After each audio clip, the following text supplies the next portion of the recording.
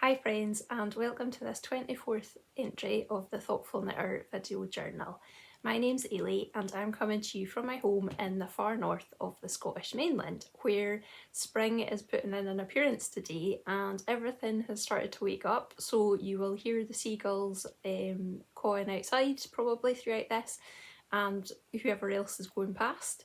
Yes, I've woken up from my, it now appears, annual winter hibernation too. It's been quite a while since I managed to record an episode. I think the last one, I know the last one was in November. Yeah, so there's a lot to catch you up on. I'm probably not going to make you listen to everything that I've been working on, but I will give you a flavour of what I've been up to over the winter months here in the Northern Hemisphere. Things to tell you from the outset. First off, welcome. I'm really glad that you're choosing to spend some of your time with me. That I don't take that for granted. Secondly, you'll notice that I'm in a different spot today. That's just a lighting issue. As I said a wee minute ago, the sun is out today. Spring is trying to fight against winter out there, and it's really bright downstairs, so I am in next to my knitting books and knitwear. So there's going to probably be quite a lot of reflections here, and I hope they're not too distracting for you. Thirdly, I'll put a wee thing up here of all the places that you can find me, other places on the internet. I have recently set up a profile with Blue Sky because I noticed on Instagram that quite a lot of people were leaving and moving over to that platform. I am notoriously bad at keeping my social media up to date, so I don't foresee me using it very much, but I will have it as an alternative for people who don't want to use Instagram for posting whenever there are new episodes or announcements to do with this channel. So you'll see my handle on there. The Thoughtful Knitter was too long, so it's just Thoughtful Knitter.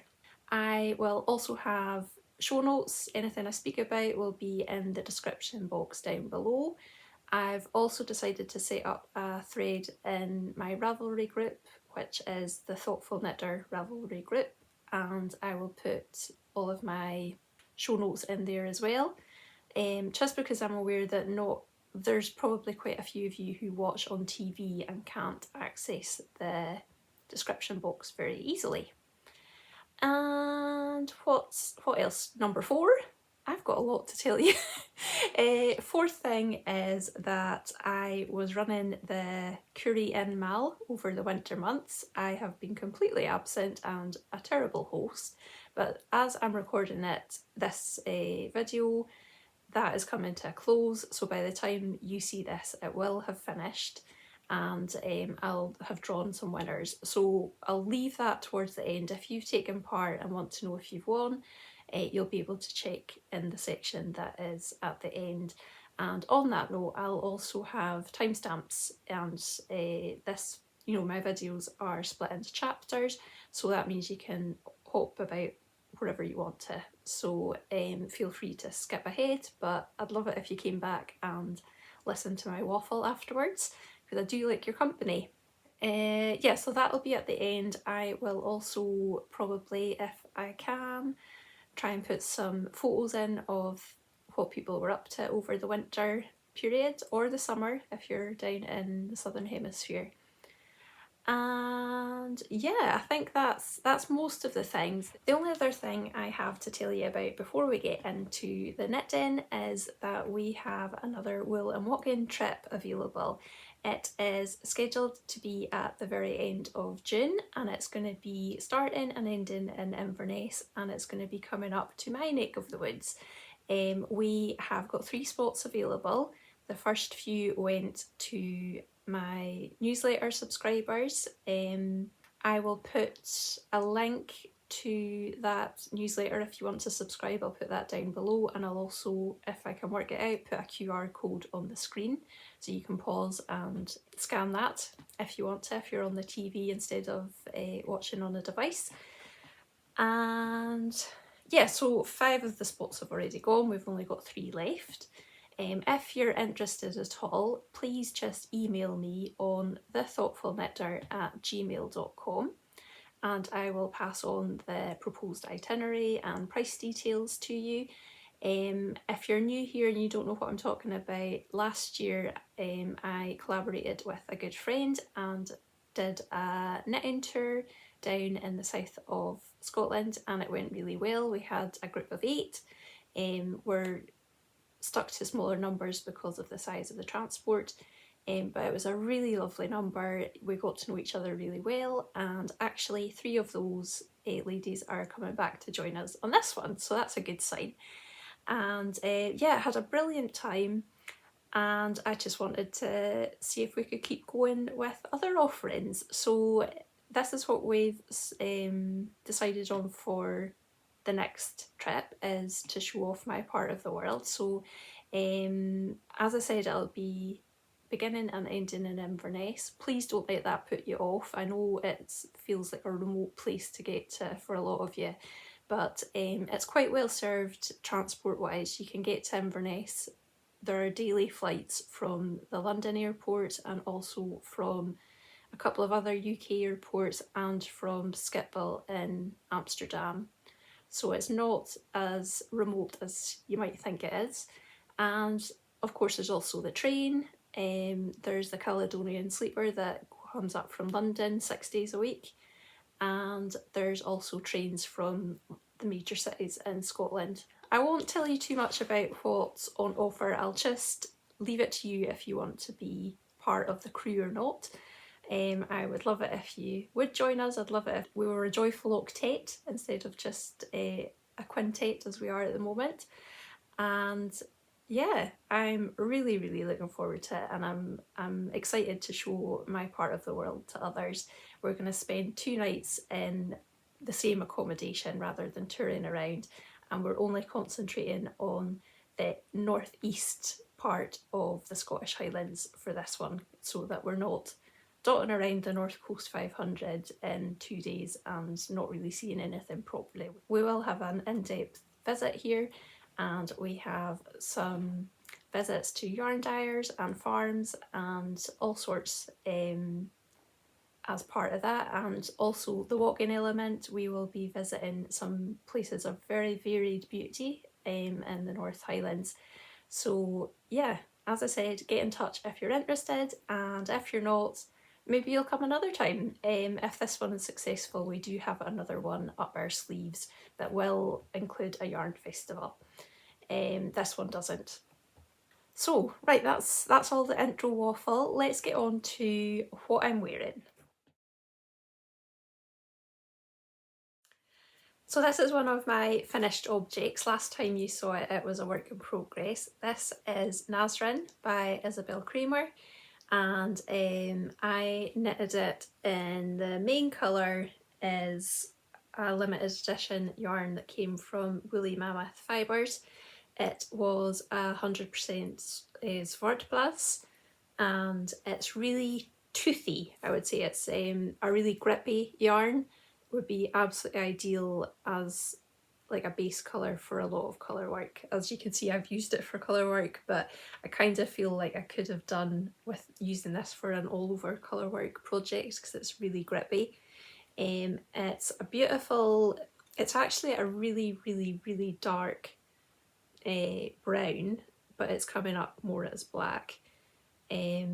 So yep, I used that as the main colour, and I used this one here as the contrast colour. So this is an old version of a base that Julie of Black Girl Yarns offers. This is the Killen base. She now has it spun in a different place, but the composition is the same.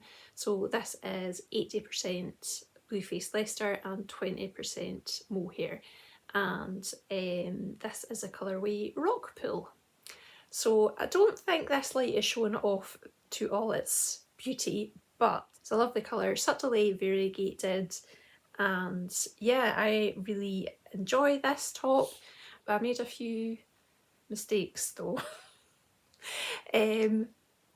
First off, I think last time I showed you I had knitted a neckband onto it, and that was because I didn't want it to be too close to my neck. As you can see now, the neckband has been taken off and it's just the raw cast on edge, which is what the pattern called for. That is because when I put it on after blocking and everything, I was just getting throttled by the neckband.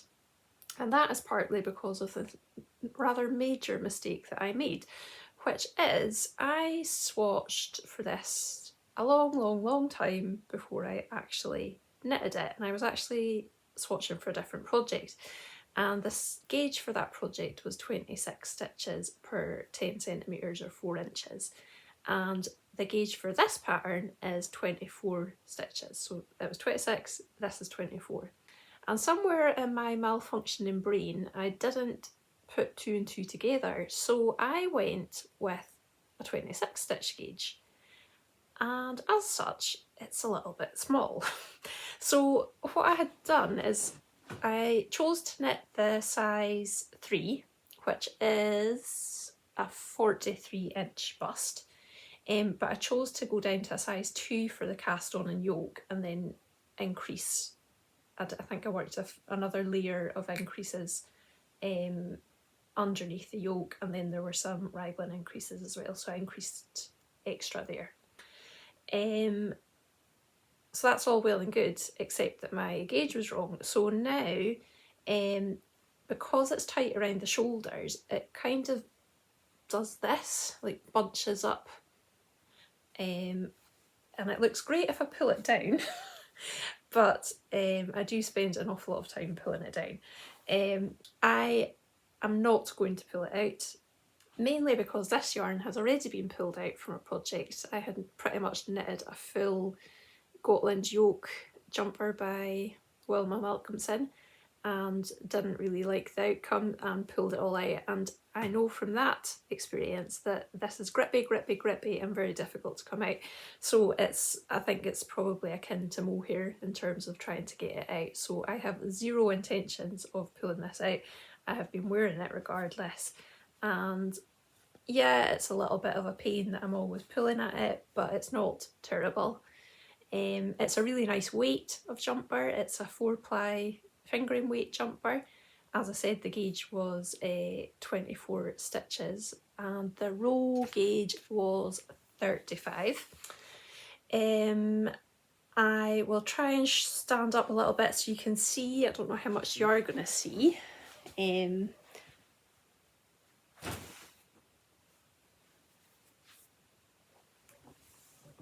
Hopefully you can see there that it kind of hits my mid hip, and it's a full length sleeve. I did tubular cast off. I don't know if that's the right word for it. I do the one where you just use the sewn cast off and you don't do the set up rows. I'm pretty sure it is a tutorial from Very Pink Knits, and it is the tubular cast off that she calls it. So yeah, I did those here, and I did have one up here but it's been removed. I also did the tubular cast off at the bottom because it is worked top down.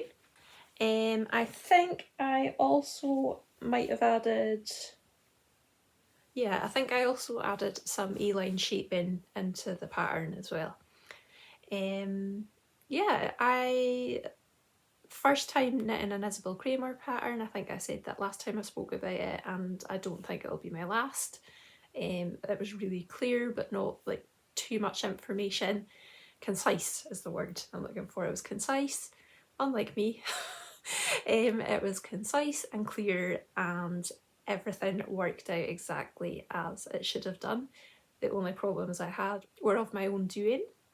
And yeah, I would recommend it. I really enjoy this rose kind of motif. You had the option of also working it filled in, but I liked the outline look of it. Yeah, so that's what I'm wearing. It's also my first finished object. So let's go on to speak about some of the rest of them.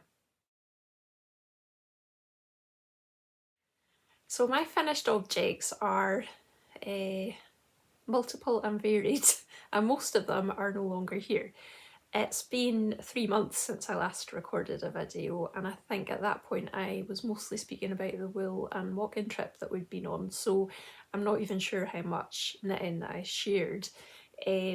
So since then there's also been Christmas, so there was quite a lot of gift knitting. So most of the things that I have finished I don't have anymore.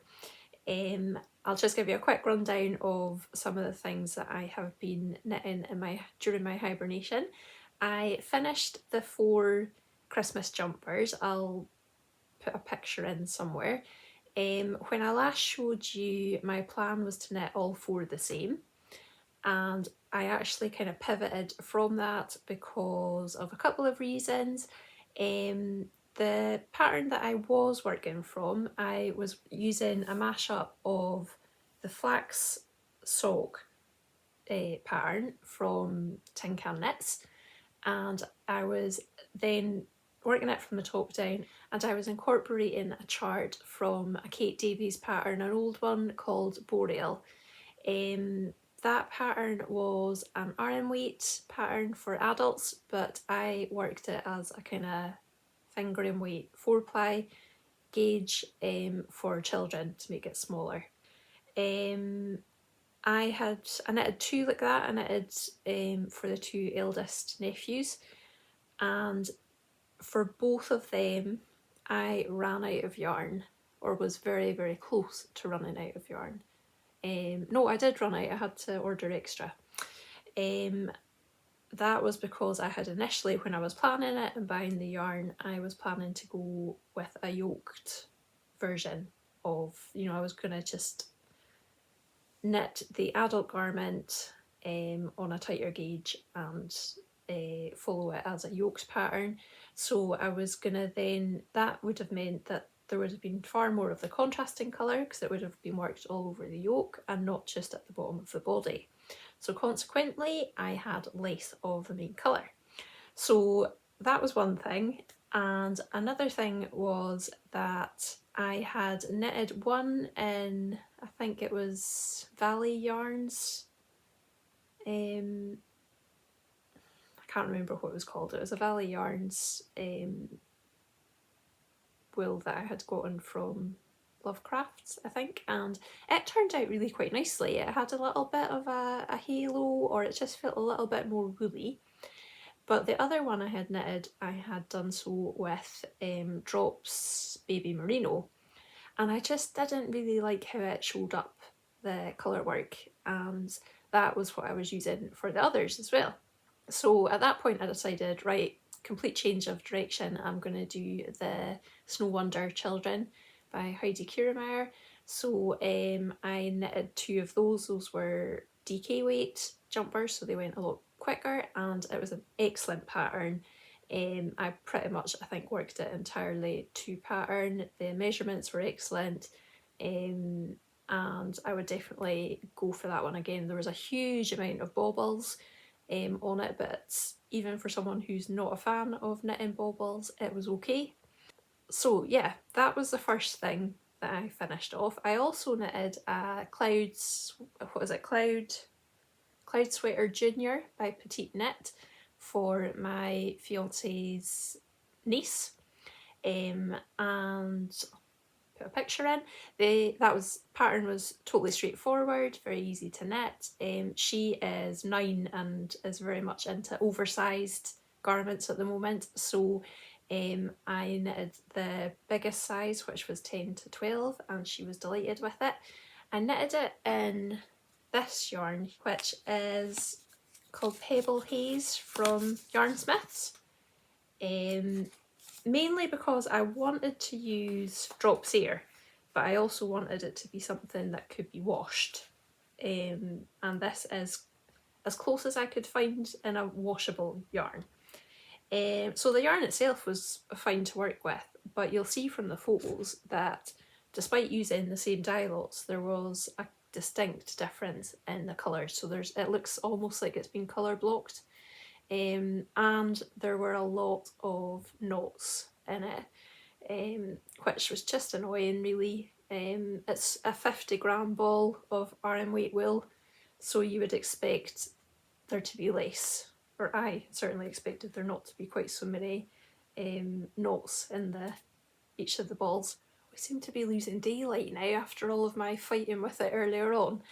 Anyway, I also knitted 2 Inside Cat bookmarks, and this was absolutely inspired by Becky of A Hand Knit Later. I really enjoy her channel. I'll put pictures in of those. And I did a Christmas pair of socks for my mum. I used an advent skein that I had from the Yarn Badger, and I knitted the heel toe do-si-do sock by the Crazy Sock Lady. My intention was to knit it, it's meant to be like 24 stripes and a different stripe for each day, but the way that she dyed it this year was a lot more subtly different between each of the stripes. There was like a solid stripe and then a variegated stripe and then a solid stripe and blah blah blah, and I couldn't tell the difference, so I just ended up knitting until I got bored each day. So that was a shame, but my mum likes the finished product, so that's good. I also knitted a reversible tree and snowman decoration by Susan B. Anderson and gave that away as a Christmas present. I'll put a wee picture up here. It was really, really fiddly, but very cute. And the lady that I gave it to was delighted, so that's good. And I also knitted 2 Musselburgh hats. I'm sure everybody knows what a Musselburgh hat is, so I won't go on too much, but I do still have one of them here. I knit this one with some leftover Cascade Heritage. I think the colourway is Cerulean. The colour number is 5637. I think it's Cerulean. So that's just like a sock yarn, and that's not really the colour, it's definitely a lot more green than that. This is really just a second hat for my fiance. I made him one last year and it's minging and it needs a wash, so I've knitted him a spare one because he says he needs it all the time and he can't wash it because he's got to wear it. So I've knitted him a spare one in the darkest wool that I could find. He's a farmer, so you can imagine what it's getting covered in. So this is the finished piece. It is yet to be blocked. For anyone who doesn't know about the Musselburgh, it is basically a stocking stitch tube that's closed at both ends, and then you fold it in on itself. So it's that shape, and then you can cuff it like that. So you end up with like 4 layers on your ears to keep you nice and warm. So it is ideal for our spring, which is very often scattered with snow and rain and wind and such like. So yeah, I won't go on any more about that, everybody knows about it. But it is, I've been kind of gravitating towards mindless knits recently, and that has been a good one. I'm sure a lot of people treat it almost in the same way as some people have a plain sock on the go. Having a plain hat on the go is the same idea, just something to knit on when your brain isn't capable of interpreting a pattern or making decisions or whatnot. So yeah, I get really tired over the winter, so that has been, those patterns have been really good for me. I don't have a photo of the other one has gone to my nephew. And the only other finished object that I have is, you also saw as a work in progress, is these socks here. I can't remember what they're called. I never wrote it down. Is it Golach or something? Let's see. Yeah, I think it was Gulach socks, and that is a pattern by Liz Cork Designs. It is 2 here, I promise. It's got an Eye of Partridge heel, heel flap and gusset. It goes, there's a right and a left, so they go in opposite directions. I don't know if you can see, that one's going that way and this one goes that way. You know, that's quite a good representation of it. This was a nice engaging knit while not being too difficult. I knitted it in Uschitita Squirrel sock, and it's got some sparkle to it. I think you can maybe see a little bit of the sparkle there. It's a beautifully variegated autumnal colourway, and I got that from my friend Aran a couple of years ago, and I have eventually finished a project with them and I'm really chuffed with them. I worked, this is, must be toe up, yes, it's a toe up pattern, and I did the Jenny's Surprisingly Stretchy bind off at the top, and this is like twisted rib, and yeah, the texture pattern's on the top of the foot and the whole way around the leg. Then at the side, you can't really see it, there's kind of like a ladder effect here of textured stitches joining the front and the back. Yeah, very pretty and a great pattern. I really enjoyed it. Okay, so that was a lot of finished objects. Let's get on to works in progress. So my first work in progress is a bit of a disgrace really. I finished the knitting of it on the 10th of January and most of the, I think all of the ends are woven in. The only thing that still needs to happen is for me to sew down the pockets and block it, and I haven't done either. So just shows how much I like the knitting and not the finishing. But I will try and show you some of it. This is a shawl next cardigan, and I have knitted it in ColourLab from West Yorkshire Spinners. It's in their Aran weight and it is their Tweedy one. The colourway is Classic Cream 1179. Did I tell you what the pattern was? The pattern is Second Breakfast by Lisa Chemery. You can't really see in here, but it is quite a long cardigan. It's got like fake elbow patches made out of double moss stitch, and it's got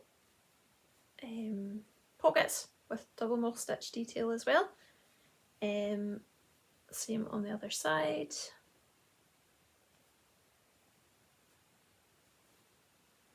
And this knit up really quickly with it being Aran weight. I'd had the pattern in my favourites for years, and I had great intentions when we went away on the Wool and Walking trip last October. We went to New Lanark Mill and I was going to be buying, or I was going to be looking for yarn for this project there, but as I said in my roundup video about that, there's a lot of questions hanging over what's happening with the mill. It's due to close production, but I think the last I heard they're in talks about moving forward in a different direction, so watch this space I suppose. But anyway, so by the time we got there the shop was really depleted. There really wasn't anything that took my eye particularly, so I decided not to buy anything. And during the same trip we went to a yarn shop in Galashiels called Untangled Galashiels, I think it was called, and I spotted this there. And I had seen the ColourLab range by West Yorkshire Spinners before, but I think only in their DK weight, and I hadn't seen that they did a tweed. So this caught my eye and that is what I bought. So this is a little bit of a memory from our trip, and it is definitely snuggly Coorie In type project, so I'm a bit annoyed at myself for not finishing it off. So hopefully me showing it to you guys will bring me to accountability a little bit and might kind of motivate me to finish it off and blog it and actually be able to wear it, because it would be a lovely cozy addition to my wardrobe. Yeah, so I don't think there's too much more to say about that one. It was very straightforward. I don't think I changed very much about it. It is a raglan, top down raglan. Let's see, what size did I make? Oh, I don't know, it's not on here. I can't even tell you what size I made, but it's an oversized kind of chunky cardigan. So yeah, that is my work in progress number one. All I have to do is sew down the insides of these pockets.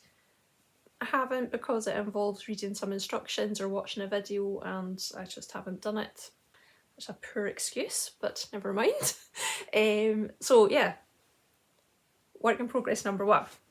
Work in progress number two is another pattern by Zwartbles, and this one came about from a swatch that I had made I think back springtime last year for another project, and it was more like a summertime garment, and I decided that this would just be too warm.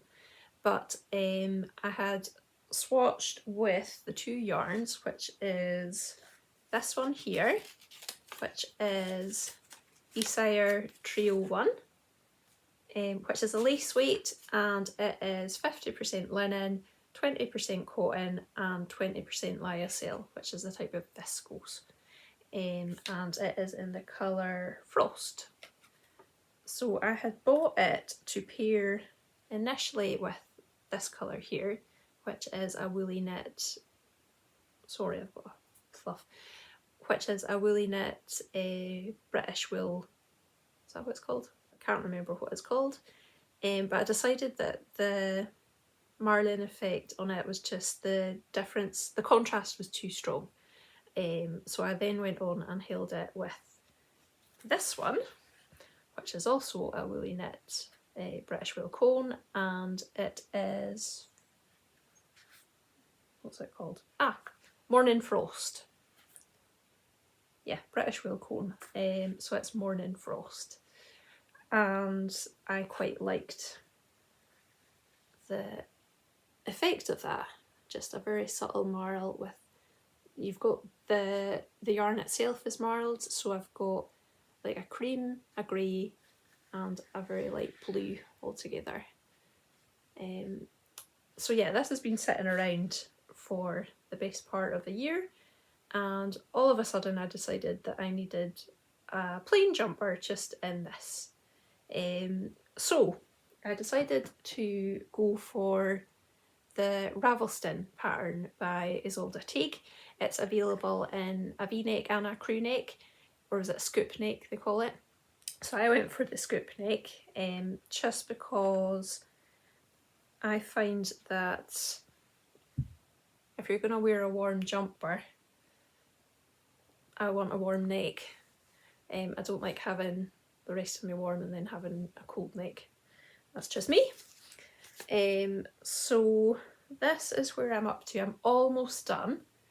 It is worked from the bottom up, which is not my favourite, but I seem to keep ending up with bottom up projects at the moment. And it should have, it's quite a fitted jumper, so it should have a waist and hip shaping in it, but I didn't bother, I just worked straight up. And it's also got, I don't know if you can see my short rolls there, yeah you can.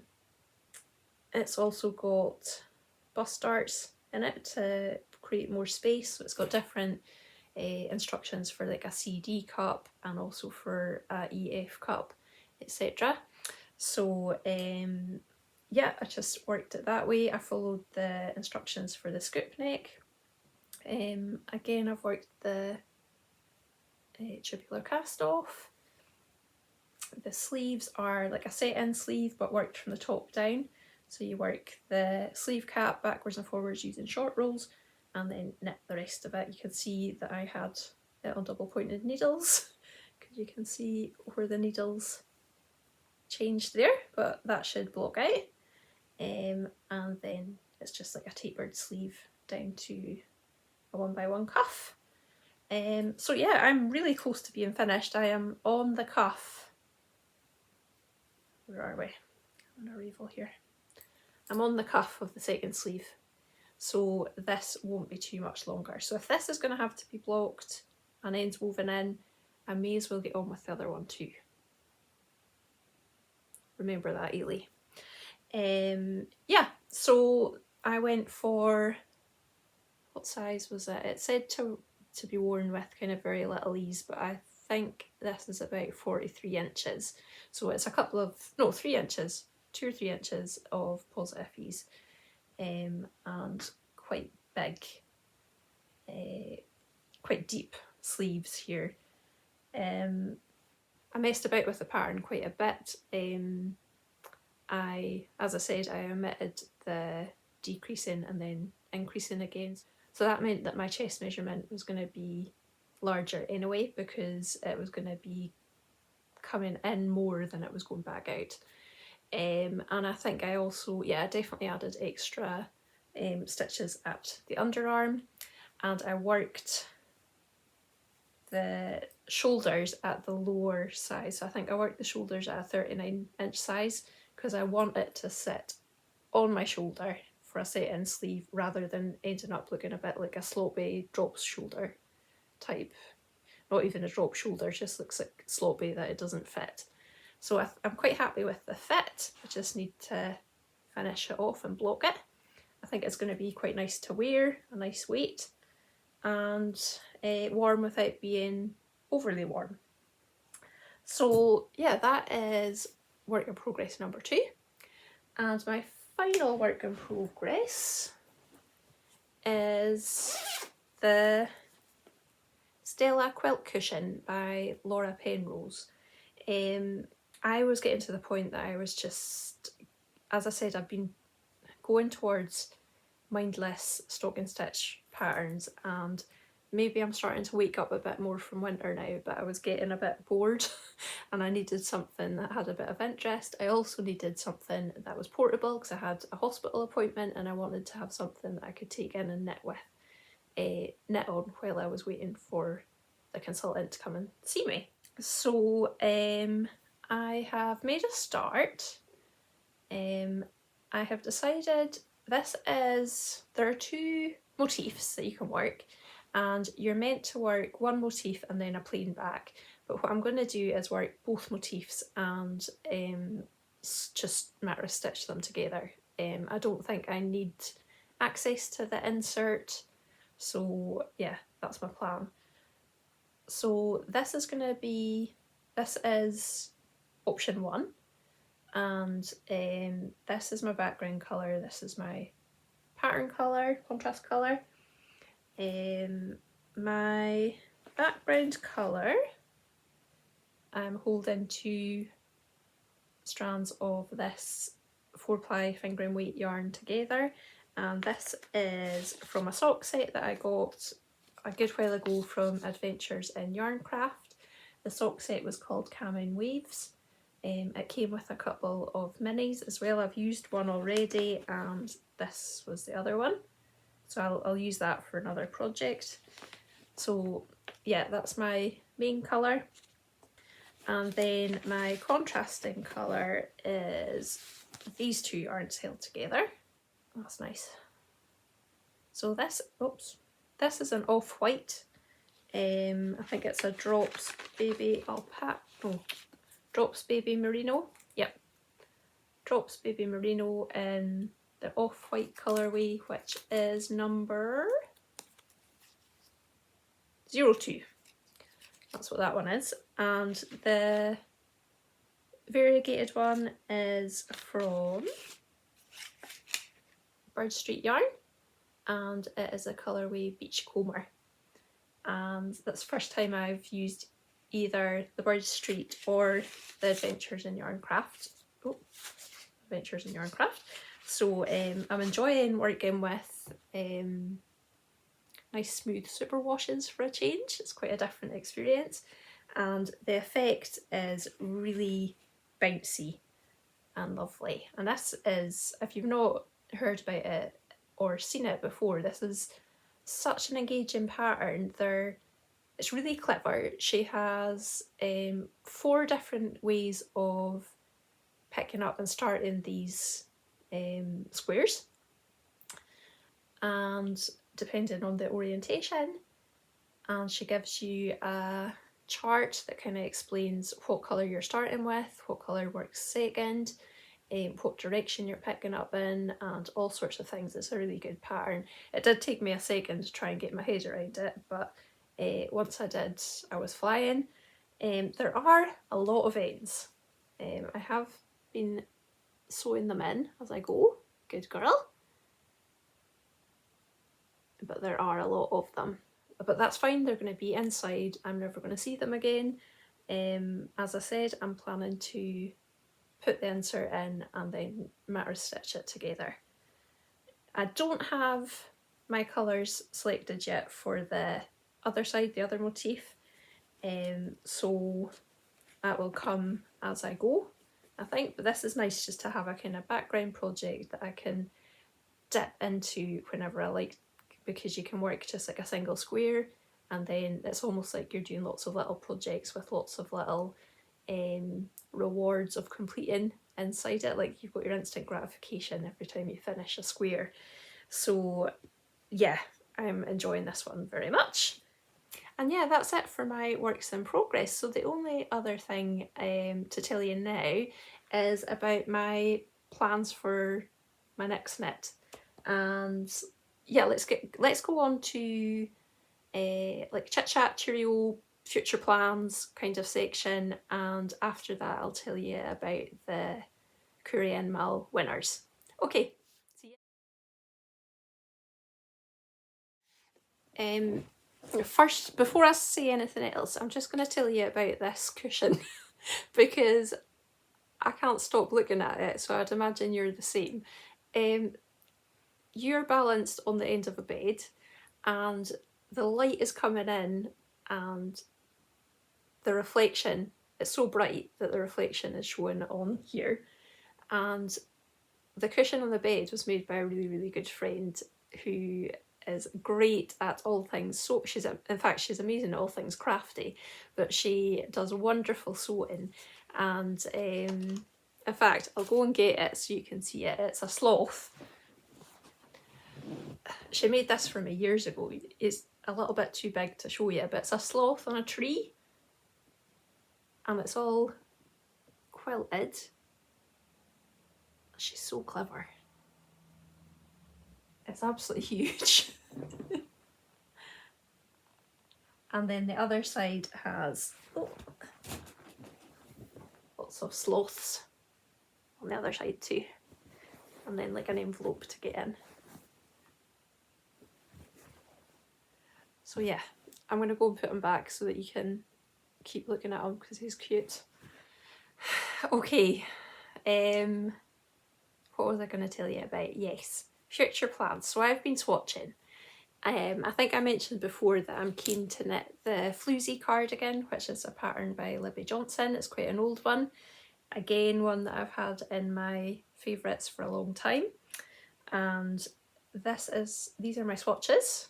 The yarns I'm using, the main colour is this beautiful oatmeal colour here. This is a Simply Shetland 4-ply from Lammermuir Yarns. Nope, Lammermuir Wool. And I got this at the Glasgow School of Yarn.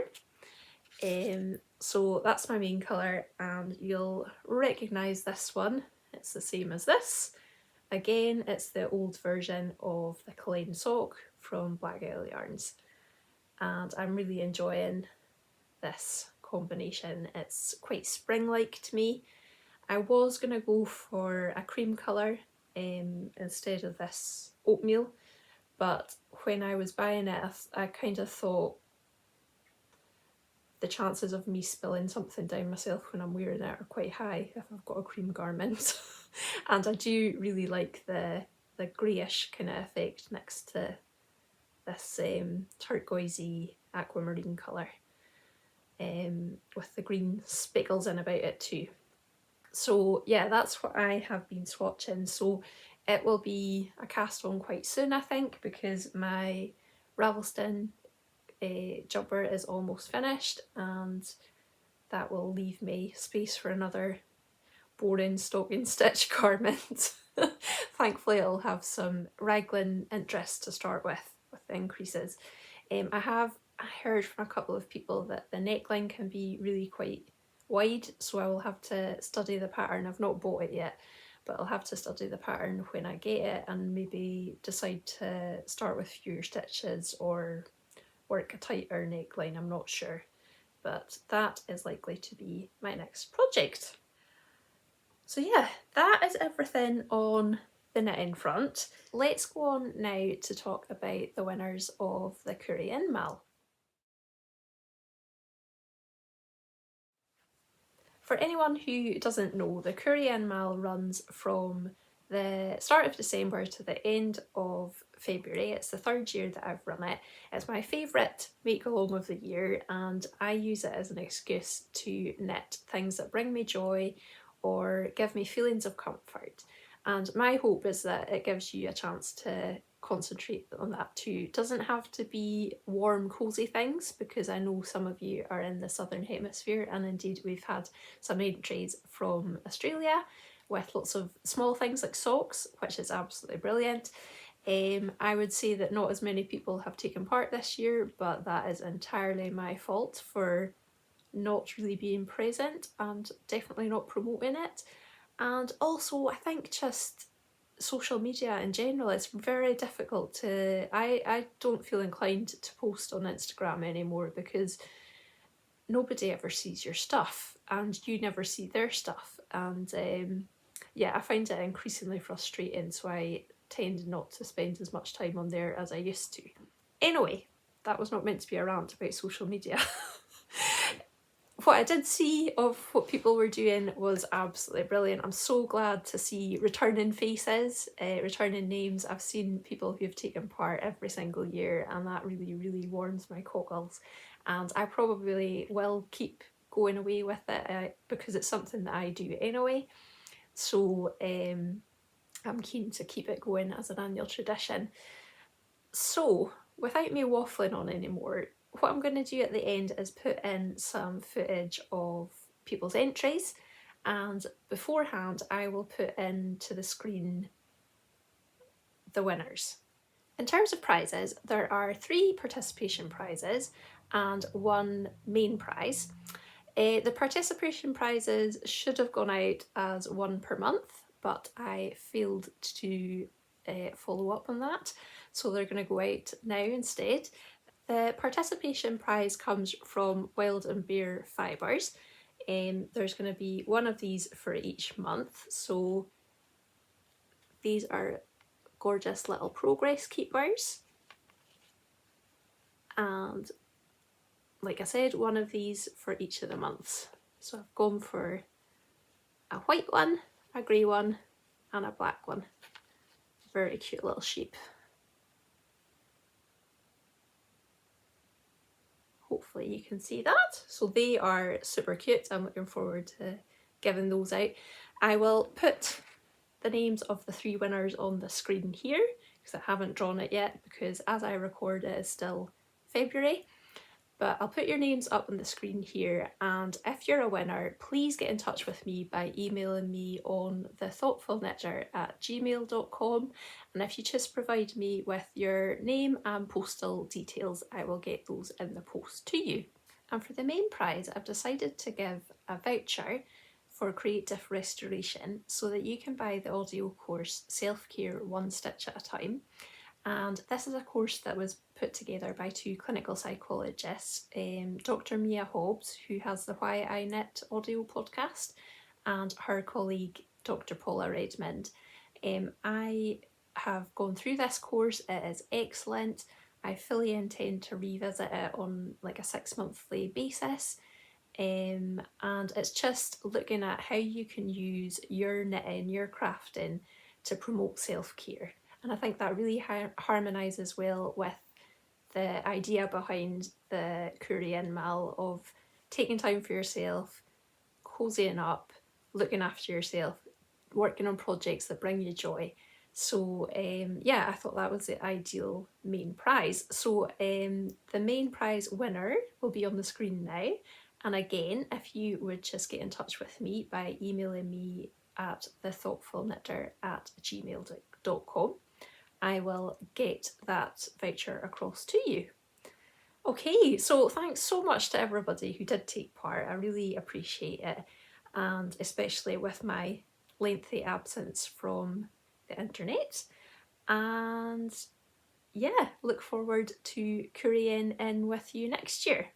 Right, time to go, time to get back to that Ravelston jumper. I've only got a few rows to finish off and that will be another finished object. I'm really looking forward to seeing you all again sometime soon. Now that the sun is returning, I hope to be on your screens a lot more often.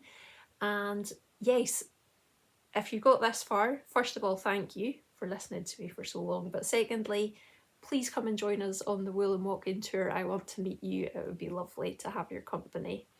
Okay, last plug, I promise. Okay, take care of yourselves and I will see you soon. Bye bye.